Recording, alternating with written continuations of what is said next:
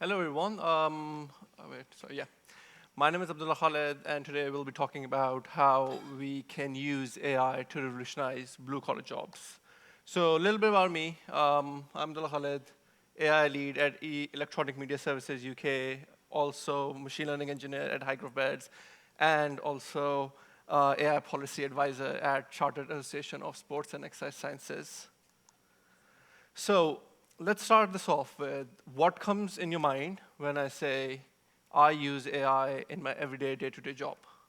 You will think either I'm a finance bro, use Copilot with Excel, either you're literally me who uses AI to write a lot of code, or you're in marketing. But I feel like AI has biggest opportunities when it goes out of the office. So AI just isn't for desks. It's for dirt, diesel, and dust.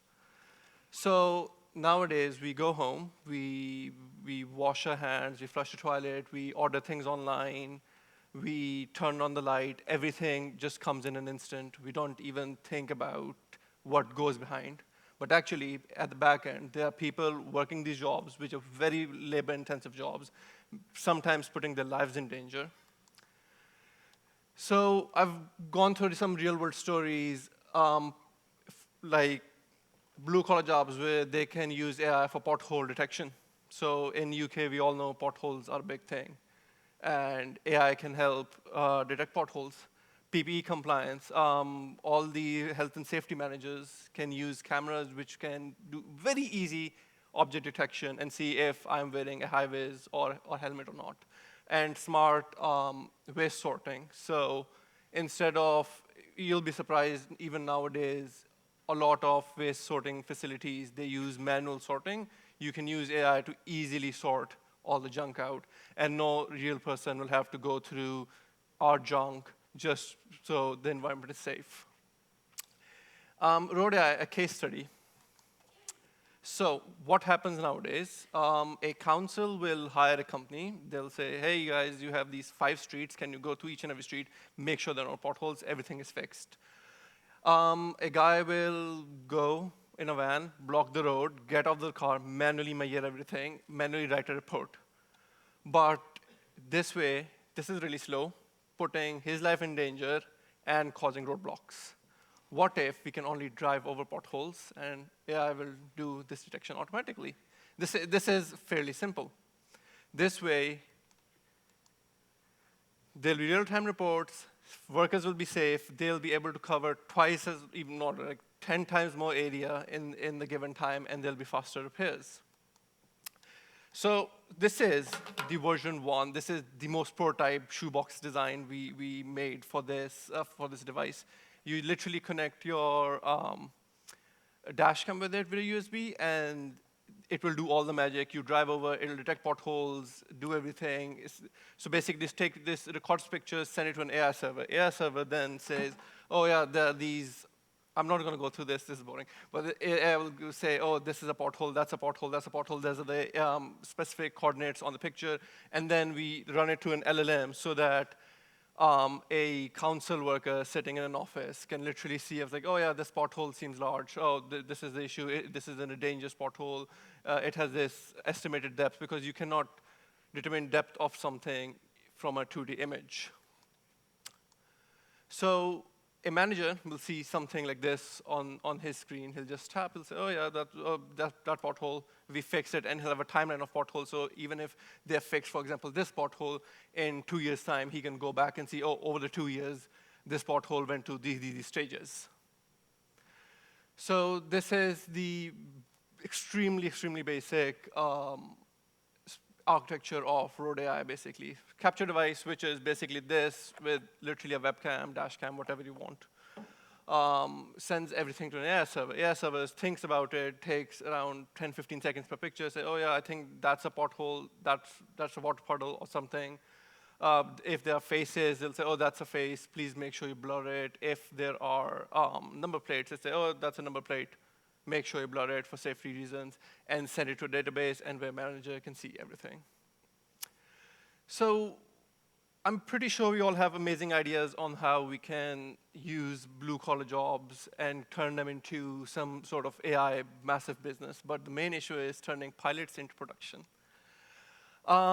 Let's talk about only the edge hardware, and then next slide will go on the AI algorithm. So edge hardware needs to be rugged. It needs to withstand. If it's going in a repair van, it needs to withstand dust, rain, vibration, all sorts of things.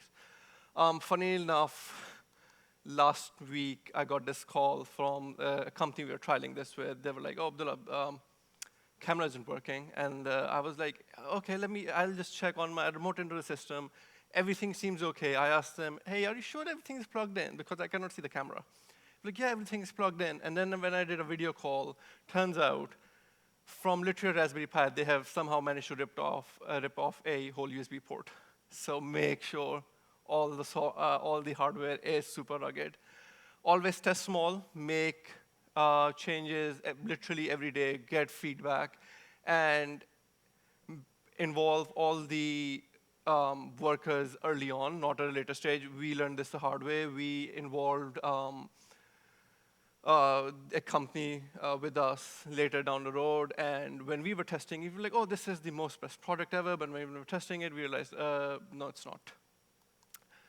So beyond algorithms, so if we run and make an algorithm, it will take, let's say, 1 month or something, and then we'll say, "Oh, it works perfectly fine." But when we'll start to test it, there'll be so many issues.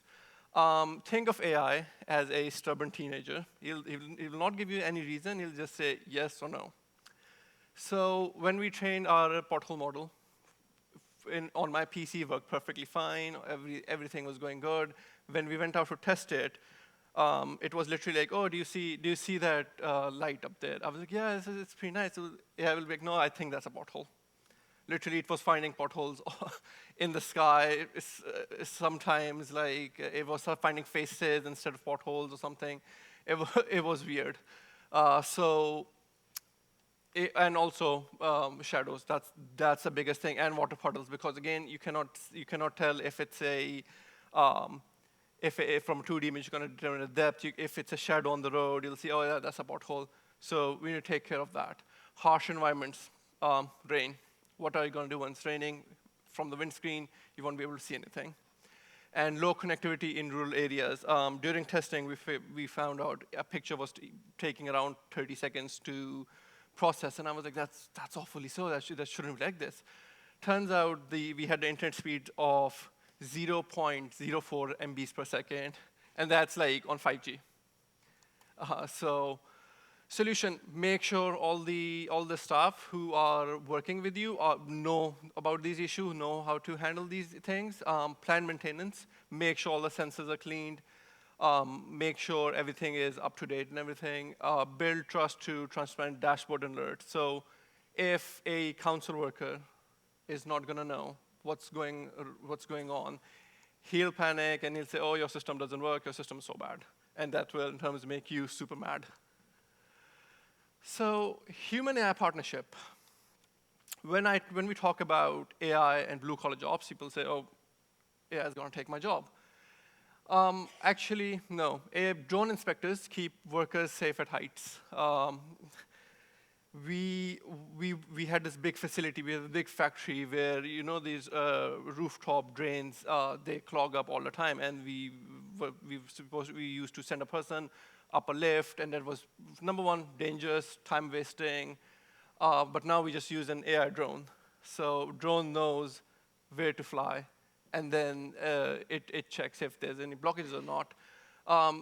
If you have a big machines or something, especially in industry, if you put all of your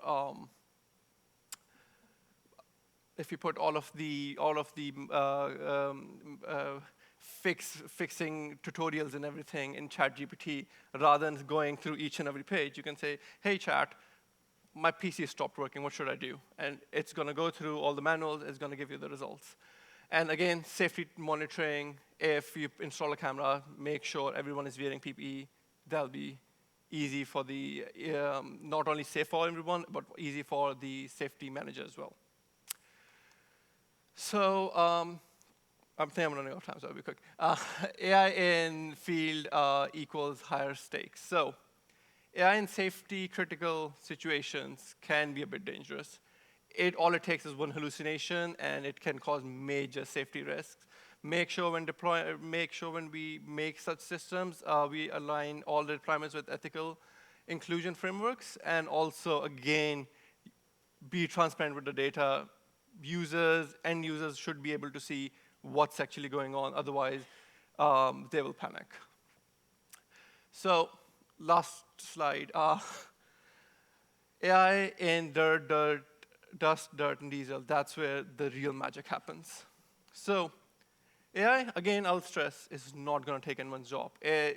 I don't think I'll ever be able to see AI machines fixing potholes outside my house, because it's going to just put all the material somewhere else and say, oh, that pothole is fixed.